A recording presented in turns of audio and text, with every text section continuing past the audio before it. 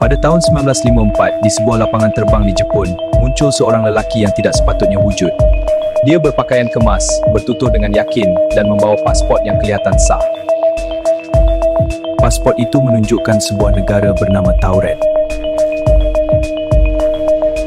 Masalahnya, negara itu tidak wujud dalam mana-mana peta dunia. Lelaki itu keliru apabila diberitahu negaranya tidak wujud. Dia ditahan sementara di sebuah hotel berhampiran. Namun keesokan paginya, lelaki itu lenyap. Tiada rakaman, tiada saksi. Pasportnya juga hilang. Ada yang percaya dia berasal dari dimensi lain. Ada pula yang mengatakan ini sekadar cerita rekaan. Jika dia benar-benar wujud, mungkin dunia kita bukan satu-satunya.